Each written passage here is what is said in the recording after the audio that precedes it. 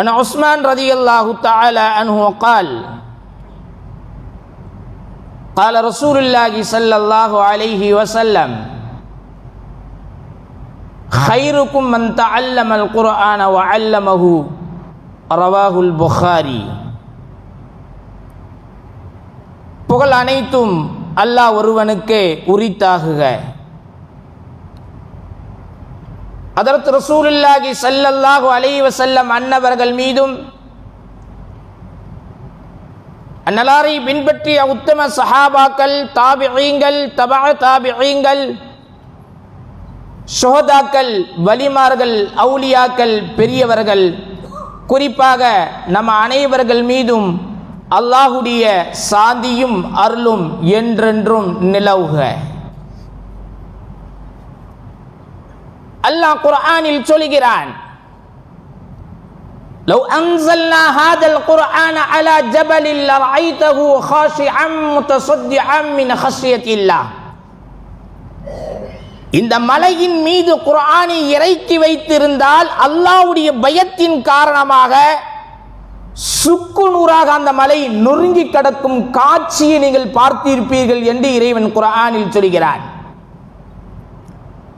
ஒரு மலையின் மீது குர்ஆனை இறக்கி வைத்திருந்தால் அந்த மலை தாங்காது என்று சொல்லிய இறைவன் மனிதர்களுடைய கல்வில் அல்லாஹ் குர்ஆனை பதிவு செய்து வைத்திருக்கிறான் என்றால் அல்லாஹ் இந்த உம்மத்து கொடுத்த மிகப்பெரிய ஒரு பாக்கியம்தான். ஒரு மலை தாங்க முடியாத சக்தியை மனிதனுடைய கல்வு தாங்கின்றது.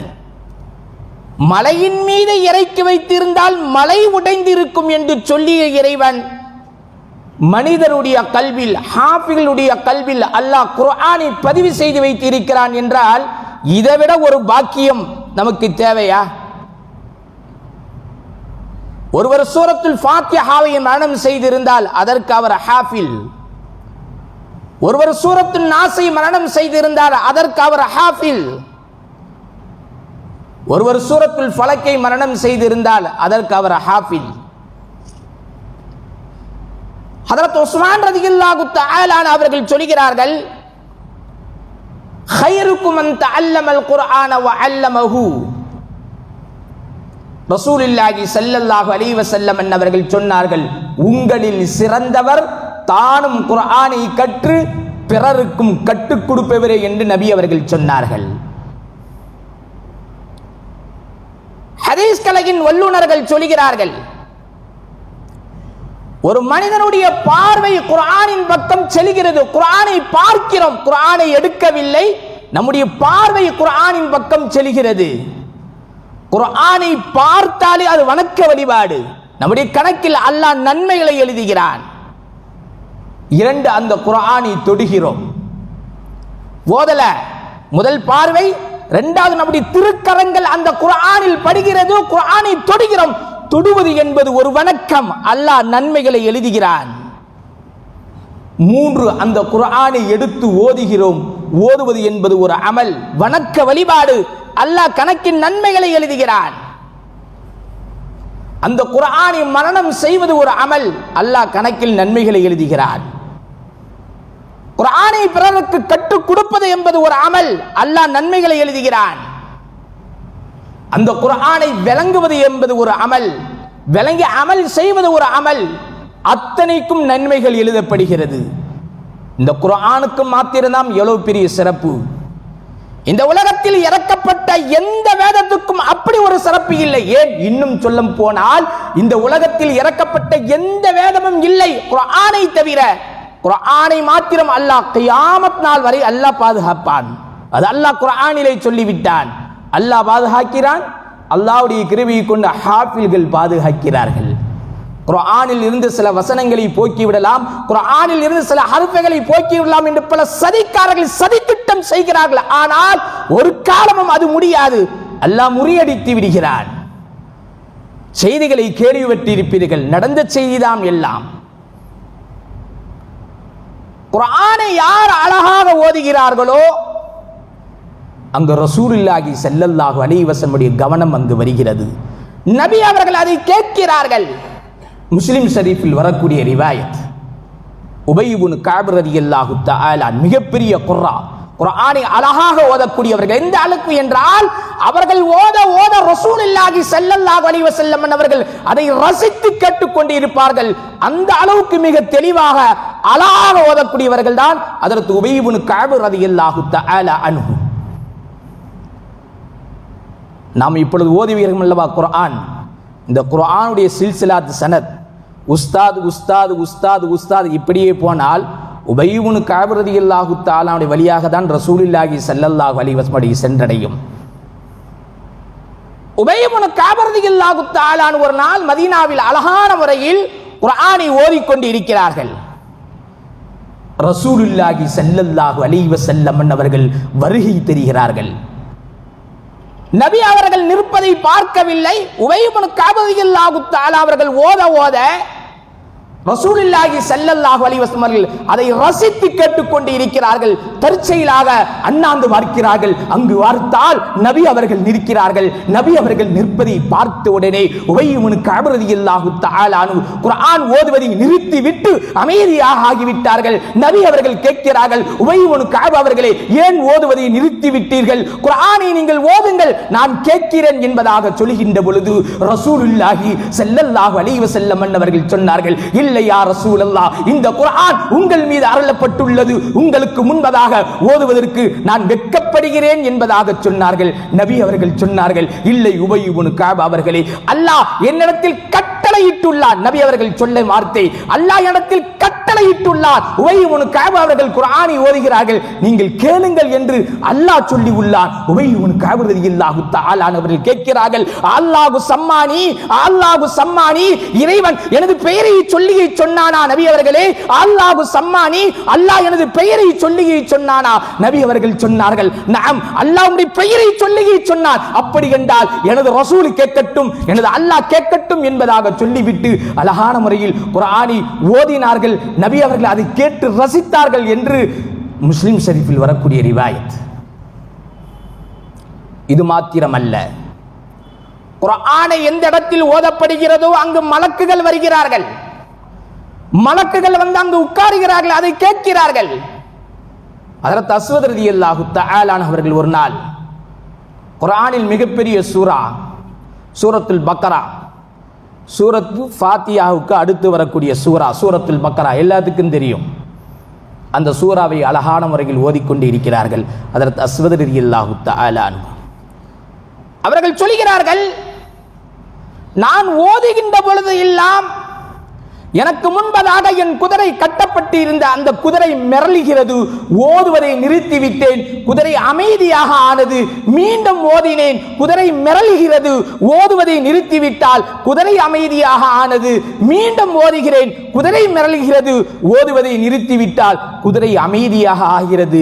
நான் நிறுத்தப்பட்ட காரணம் என்னவென்றால், எனது மகன் யஹ்யா சிறியவன் அங்கு தூங்கிக் கொண்டு இருந்தான். குர்ஆன் ஓதுவதின் காரணமாக குதிரை மிரளுகிறது. குதிரை மிரள்வதின் காரணமாக எனது மகன் யஹ்யா சிறியவன் பயந்து விடுவானோ என்பதாக கருதி ஓதுவதை நிறுத்திவிட்டேன். தற்செயலாக என் பார்வை வானத்தின் பக்கம் சென்றது. நான் வானத்தின் பக்கம் பார்க்கின்ற பொழுது என்னிடத்தில் இருந்து ஒரு ஒளி சென்றது. அது என்ன என்பதாக தெரியல. அந்த செய்தியை வார்த்த உடனே, அந்த காட்சியை வார்த்த உடனே அதிகாலையில் ரசூலுல்லாஹி ஸல்லல்லாஹு அலைஹி வஸல்லம் இடத்தில் வருகிறார்கள். அஸ்வத் ரலியல்லாஹு தஆலா அவர்கள் வந்து சொல்கிறார்கள், நபி அவர்களே, நான் சூரத்துல் பக்ராவை ஓதினேன். நான் ஓதுகின்ற பொழுதெல்லாம் குதிரை மிரளுகிறது. ஓதுவதை நிறுத்திவிட்டால் குதிரை அமைதியாக ஆனது. மீண்டும் ஓதுகிறேன், குதிரை மிரளுகிறது. ஓதுவதை நிறுத்திவிட்டால் குதிரை அமைதியாக ஆகிறது. நான் நிறுத்தப்பட்ட காரணம் என்னவென்றால், எனது மகன் யஹ்யா சிறியவன் தூங்கிக் கொண்டு இருந்தான். குதிரை மிரள்வதன் காரணமாக பயந்து விடுவானோ என்பதாக கருதி ஓதுவதை நிறுத்திவிட்டேன் யா ரசூலல்லாஹ். நபி அவர்களை நிறுத்தியதுக்கு பிறகு என் பார்வை வானத்தின் பக்கம் சென்றது. ஒரு ஒளி சென்றது யா ரசூலுல்லாஹ் என்னிடத்தில் இருந்து. அது என்ன என்பதாக தெரியலே. இந்த வார்த்தையை கேட்ட உடனே ரசூலுல்லாஹி ஸல்லல்லாஹு அலைஹி வஸல்லம் அவர்கள் சொல்கிறார்கள், இக்ரவு யா இப்னு ஹுலைர், இக்ரவு யா இப்னு ஹுலைர், ஹுலைருடைய மகனே குர்ஆனை ஓதுங்கள், ஹுலைருடைய மகனே குர்ஆனை ஓதுங்கள். அது யார் என்று தெரியுமா? தெரியவில்லை யா ரசூலல்லாஹ். அவர்கள்தான் மலக்குகள், அவர்கள்தான் அமரர்கள். நீங்கள் ஓதுவதை கேட்பதற்காக வேண்டி, உங்களை சுற்றி அமர்வதற்காக வேண்டி வந்தார்கள். எப்பொழுது நீங்கள் ஓதுவதை நிறுத்திவிட்டீர்களோ அவர்கள் வான்லோகத்தின் பக்கம் சென்று விட்டார்கள். சொல்லிவிட்டு ரசூலுல்லாஹி ஸல்லல்லாஹு அலைஹி வஸல்லம் அவர்கள் சொன்னார்கள், நீங்கள் மாத்திரம் தஹஜ்ஜுடைய நேரம் வரை ஓதிக்கொண்டு ஓதிக்கொண்டே இருந்திருந்தால் உங்களை சுற்றி மலக்குகள் அமர்ந்திருப்பார்கள், அந்த காட்சியை பார்த்து நாங்கள் ரசித்திருப்போம் என்று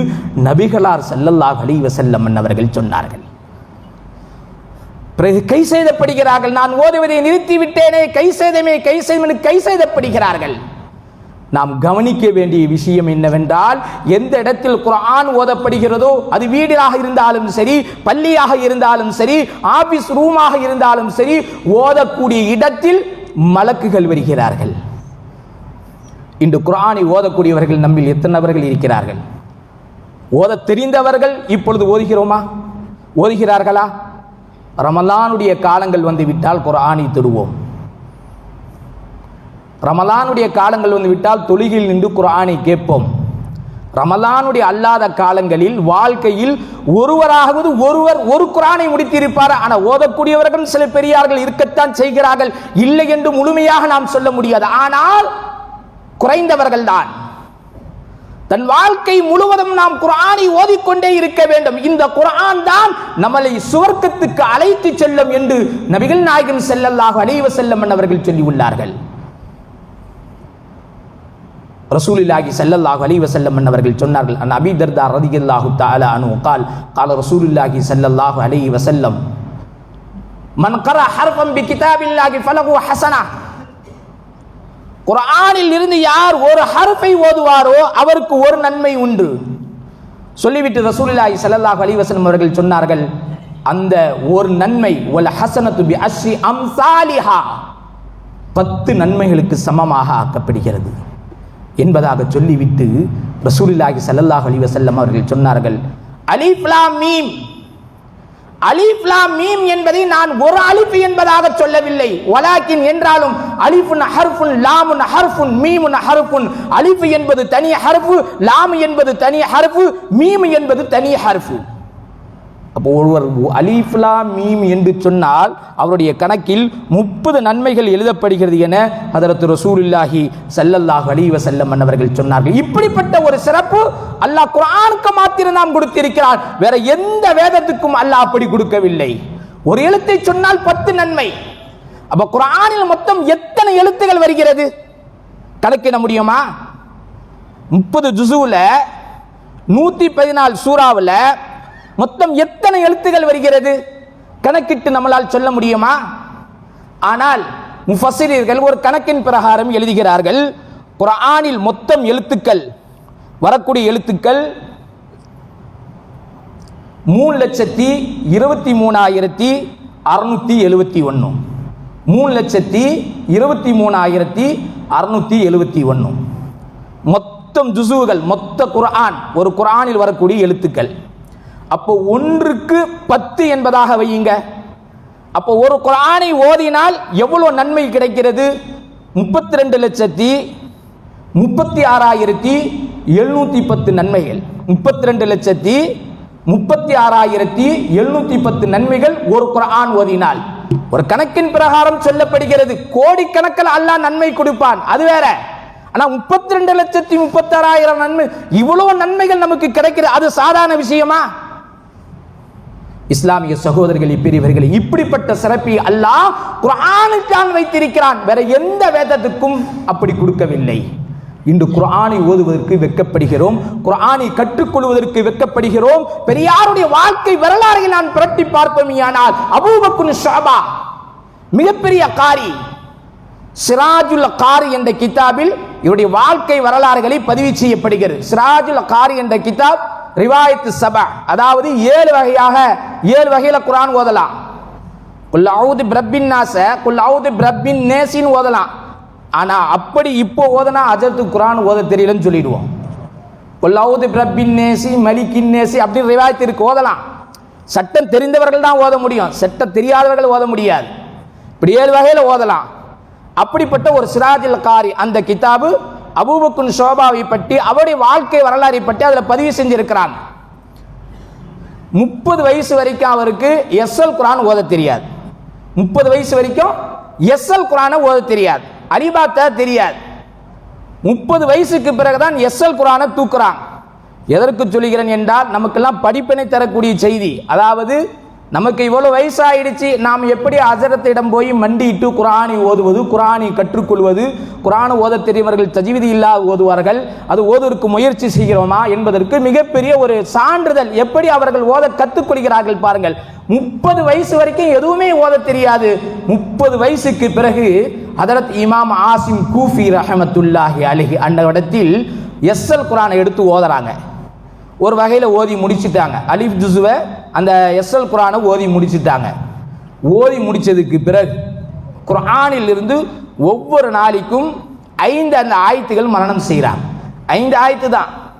இப்படியே மரணம் செய்து செய்து செய்து அல்லாஹ்வுடைய கிருபை கொண்டு முழு குர்ஆனையும் மரணம் செய்து முடித்து விட்டார்கள். அவர்கள் சொல்கிறார்கள், சில நேரங்களில் பாடங்களை படிப்பதற்காக வேண்டி நான் செல்கின்ற பொழுது மழையின் காரணமாக எனது நெஞ்சி வரை தண்ணீர் இருக்கும், நான் நீந்துதான் செல்ல வேண்டும். அப்பொழுதுதான் கப்ப படகுலாம் இல்லையே, வாகன வசதி இல்லையே. இன்று எல்லா வசதிகள் ஏற்பாடு, எல்லா வசதிகளும் அல்லாஹ் கொடுத்திருக்கிறான். ஆனால் குர்ஆனை ஓதுவதற்கு நாம் வெட்கப்படுகிறோம். குர்ஆனை கற்றுக்கொள்வதற்கு உண்டான எல்லா வசதிகளும் எல்லா ஏற்பாடும் அல்லாஹ் ஏற்படுத்தி கொடுத்திருக்கிறான். ஆனால் அந்த குர்ஆனை கற்றுக்கொள்வதற்கு நாம் வெட்கப்படுகிறோம். அவங்க சொல்றாங்க, சில நேரத்தில் வெயிலின் காரணமாக, வெப்பத்தின் காரணமாக என்னால் நடக்க முடியாது, மிக சிரமத்துக்கு மத்தியில் தான் நான் நடந்து செல்வேன். இப்படியெல்லாம் ஹாஃபிலாக ஆனதுக்கு பிறகு அவருடைய வாழ்க்கை வரலாறை பற்றி மற்ற ஹதீஸ் கலையின் வல்லுநர்கள் சொல்லுகிறார்கள். ஹதரத் அப்துல்லா இப்னு முபாரக், ஹதீஸ் கலையின் வல்லுநர் ஹதரத் அப்துல்லா இப்னு முபாரக் ரஹமத்துல்லாஹி அலைஹி அவர்கள் சொல்லுகிறார்கள், அபூபக்கர் ஷுஅபாவுடைய காலத்தில் ரஹமத்துல்லாஹி அலைஹி அவருடைய காலத்தில் அவர் குர்ஆன் ஓதுவதை போன்று ஒரு நபரை நான் பார்க்கவில்லை. ஹதீஸ் கலையின் வல்லுநர் ஹதரத் யஹ்யா இப்னு முஈன் ரஹமத்துல்லாஹி அலைஹி அவர்கள் சொல்கிறார்கள், இரவு நேரத்தில் அபூபக்கர் ஷுஅபா ரலியல்லாஹு ரஹமத்துல்லாஹி அவர்கள் தக்பீரை கட்டிவிட்டார்கள் என்றால் அந்த தொழுகையில் அவர்கள் குர்ஆனை ஓதிக்கொண்டே இருப்பார்கள். தஹஜ்ஜுத் நேரம் வரை அவர்கள் ஓதிக்கொண்டே இருப்பார்கள், தொழுது கொண்டே இருப்பார்கள். ஹதீஸ் கலையின் வல்லுநர் இமாம் கஸ்ஸாலி ரஹமத்துல்லாஹி அலைஹி அவர்கள் அபூபக்கர் ஷுஅபாவை பற்றி பதிவிடுகிறார்கள் கிதாபுகளில். குர்ஆன் ஹதீஸை விளங்கி அமல் செய்யக்கூடிய விஷயத்தில் அபூபக்கர் ஷுஅபாவுடைய காலத்தில் அவரை போன்ற ஒரு நபரை நான் பார்க்கவில்லை. இப்படி ஏராளமான ஹதீஸ் கலையின் வல்லுநர்கள் அவரை பற்றி சொல்லக்கூடியவர்கள் சாதாரணவர்கள் அல்ல, எல்லாம் ஹதீஸை ஆராய்ச்சி செய்யக்கூடியவர்கள். ஆராய்ச்சி செய்யக்கூடியவர்கள் எல்லாம் அவரிடத்தில் அமல்கள் இருக்கும். அவர்களே அப்படி சொல்கிறார்கள் என்றால் அபூபக்கர் ஷுஅபா ரஹமத்துல்லாஹி அவர்கள் எந்த அளவுக்கு குர்ஆனை ஓதி இருப்பார்கள், இந்த உலகத்தில் வாழுகின்ற பொழுது குர்ஆன் ஹதீஸை எப்படியெல்லாம் அவர்கள் பின்பற்றி நடந்திருப்பார்கள். அந்த சிராஜுல் காரில் அவரை பற்றி குறிப்பிடுகிறார்கள். தன் மகனுக்கு அவர்கள் வசியத்து செய்கிறார்கள், அன்பு மகனே, வீட்டில் இஸ்லாத்துக்கு மாற்றமான எந்த செயலும் செய்து விடாதே. காரணம் என்னவென்றால், வீட்டின் வலது பக்கம் காமித்து சொல்கிறார்கள், வீட்டில் இந்த இடத்தில் உட்கார்ந்து சுமார் 25,000 தடவை குர்ஆனை ஓதி முடித்திருக்கிறேன். 25 தடவை இல்லைங்க, நம்ம வாழ்க்கையில் 25 தான் நம்ம ஓதி இருப்போம். எத்தனை தடவை? 25,000 தடவை வலது பக்கம் காமித்து சொல்கிறார்கள். 25,000 தடவை குர்ஆனை ஓதி இருக்கிறேன். அதனுடைய பரக்கத் வீட்டில் அப்படியே சூழ்ந்து இருக்கு. தயவு செஞ்சு இஸ்லாத்துக்கு மாற்றமான செயலை செய்து அது கெடுத்துறாதப்பா மகனுக்கு சொல்றாங்க. அவருடைய சக்கராத்து நிலையில மக்கள்லாம் கவலையா இருக்கிறாங்க. அப்பொழுது சொல்கிறார்கள், என் விஷயத்தில் யாரும் கவலைப்பட வேண்டாம். இடதுபுறத்தை காமித்து அவர்கள் சொல்கிறார்கள், நான் வீட்டில் இந்த இடத்தில் உட்கார்ந்து 18,000 தடவை குர்ஆனை ஓதி முடித்திருக்கிறேன். வலதுபுறத்தை காமித்து 25,000 தடவை, இடதுபுறத்தை காமித்து சொல்கிறார்கள் 18,000 தடவை குர்ஆனை ஓதி முடித்திருக்கிறேன். என் விஷயத்தில் யாரை கவலைப்பட வேண்டாம், என்னை இந்த குர்ஆன் சுவர்க்கத்துக்கு அழைத்து செல்லும். உண்மையில் அதுதான், குர்ஆன் தான் சுவர்க்கத்துக்கு அழைத்து செல்லும். இந்த குர்ஆனை அதிகம் நாம் ஓத வேண்டும். குர்ஆனுடைய விஷயத்தில் பொறாமை இல்லை. பொறாமை இஸ்லாத்தில் தடுக்கப்பட்டது. 2 விஷயத்தில் பொறாமை இல்லை. வஅன் இப்னு உமர் ரலியல்லாஹு அன்ஹுமா அன் நபி ஸல்லல்லாஹு அலைஹி வஸல்லம் قال لا حسد الا في اثنتين. 2 விஷயத்தில் பொறாமை என்பது இல்லை. ஒன்று, வரஜுலுன் ஆத்தாஹுல்லாஹுல் குர்ஆன மாலன், ஒரு மனிதருக்கு அல்லாஹ் குர்ஆனை கொடுத்திருக்கிறார். அப்ப குர்ஆனை ஓத தெரிந்திருக்கிறார். அதை இரவிலும் பகலிலும் தொழுகையில் நின்று ஓதிக்கொண்டே இருக்கிறார். அவர் விஷயத்தில் பொறாமை என்பது இல்லை. 2 நபி அவர்கள் சொன்னார்கள், ஒரு ரஜுல் ஆத்தாகுல்லாஹு மாலன் ஹுவ யுன்ஃபிகுஹு ஆனா அல்லைலி வ ஆனா அன்னஹார். ஒரு மனிதருக்கு அல்லாஹ் தஆலா செல்வத்தை கொடுத்திருக்கிறான், அது அல்லாஹ்வுடைய பாதையில் அவர்கள் இரவிலும் பகலிலும் செலவு செய்து கொண்டே இருக்கிறார், அவருடைய விஷயத்திலும் பொறாமை என்பது இல்லை என்று நபிகள் நாயகம் ஸல்லல்லாஹு அலைஹி வஸல்லம் அவர்கள் சொன்னார்கள். அதனால் குர்ஆனை நம்மால் எந்த அளவுக்கு ஓத முடியுமோ அந்த அளவுக்கு அதிகமாக ஓதிக்கொண்டே இருக்க வேண்டும். ஹஜ்ரத் அபூ ஹுரைரா ரலியல்லாஹு தஆலா அவர்கள் கல்வியை படிப்பதற்காக வேண்டி எந்த அளவுக்கு முயற்சி செய்தார்கள். இன்று புகாரி ஷரீஃபில் எடுத்துக்கொண்டால் 7000 சொச்சம் ஹதீஸ்கள் இருக்கின்றால் 5000 சொச்சம் ஹஜ்ரத் அபூ ஹுரைரா ரலியல்லாஹு அவர்கள் அறிவிக்கக்கூடிய ஹதீஸாக தான் இருக்கும். அதற்கு எல்லாம் காரணத்தை அவர்கள் சொல்கிறார்கள். இந்த அளவுக்கு மரணம் சக்தியை அல்லாஹ் எனக்கு எப்படி கொடுத்தான் என்றால் ஒரு வாழ்க்கை வரலாறை அவர்கள் பதிவு செய்கிறார்கள். அவங்களே சொல்றாங்க, மக்கள் எல்லாம் என்னை சொல்வார்கள், அபூ ஹுரைரா அதிகமாக ஹதீஸை அறிவிக்கிறார் என்று மக்கள் எல்லாம் சொல்லுவார்கள். அதற்கு ஒரு காரணம் உண்டு. பொதுவாக அன்சாரிகளை பொறுத்த அளவிற்கு விவசாயத்தை கவனிக்கக்கூடிய வேலைகள், விவசாயத்தை கவனித்துக் கொண்டிருப்பார்கள். முஹாஜிர்களை பொறுத்த அளவிற்கு சந்தை அவர்கள் கவனிப்பார்கள், வியாபாரத்தை கவனித்துக் கொண்டிருப்பார்கள். நான் எனது வயிற்று பசிக்காக வேண்டி நபிகள் நாயகம் ஸல்லல்லாஹு அலைஹி வஸல்லம் அன்னவர்களுடன் இருப்பேன், ஹதீஸை கற்றுக்கொண்டே இருப்பேன்.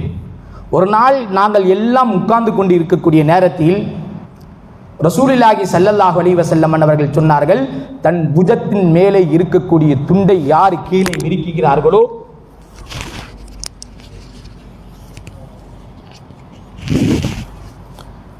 நான் என்னுடைய உள்ளத்தில் இருந்து பொக்கிஷத்தை கல்வியை நான் போடப் போகிறேன், அதை யார் உடனே எடுத்து தன் நெஞ்சில் அணைத்துக் கொள்கிறார்களோ அவர்களுக்கு கல்வி ஞானம் பிறக்கும் என்று நபி அவர்கள் சொன்னார்கள். இந்த வார்த்தையை கேட்டவுடனே ஹஜ்ரத் அபூ ஹுரைரா ரலியல்லாஹு தஆலா அவர்கள் தயாராக ஆகிறார்கள். ரசூலுல்லாஹி ஸல்லல்லாஹு அலைஹி வஸல்லம் அவர்கள் சொன்னதை போன்று தன் நெஞ்சில் இருந்து அப்படியே கல்வியை எடுத்து கீழே அந்த யார் துண்டை விரிக்கிறார்களோ அதில் போட தயாராகின்ற பொழுது உடனே ஹஜ்ரத் அபூ ஹுரைரா ரலியல்லாஹு தஆலா அவர்கள் துண்டை விரிக்கிறார்கள். நபி அவர்கள் அதை கொட்டினார்கள். உடனே அந்த துண்டை எடுத்து தன் நெஞ்சில் அணைத்துக் கொண்டார்கள். ஹதீஸ் கலையின் வல்லுனர் ஹஜ்ரத் அபூ ஹுரைரா ரலியல்லாஹு தஆலா அவர்கள் சொல்கிறார்கள், அதற்கு பிறகு ஒரு விஷயத்தை ஒரு தடவை நான் பார்த்தால் வாழ்நாள் முழுவதும் எனக்கு மறதி ஏற்பட்டதே இல்லை என்று ஹஜ்ரத் அபூ ஹுரைரா ரலியல்லாஹு தஆலா அவர்கள் சொன்னார்கள். இது மாத்திரமல்ல, இதைவிட விசேஷ துஆவை பெற்றிருக்கிறார்கள். அதில் ஸைத் இப்னு சாபித் ரலியல்லாஹு தஆலா அவங்களிடத்தில் ஒரு சஹாபி ஒரு மசாயிலை கேட்கிறார். கல்வியை பெறக்கூடிய விஷயத்தில் எந்த அளவுக்கு ஆர்வமாக இருந்தாங்க என்பதற்கு உதாரணங்கள்.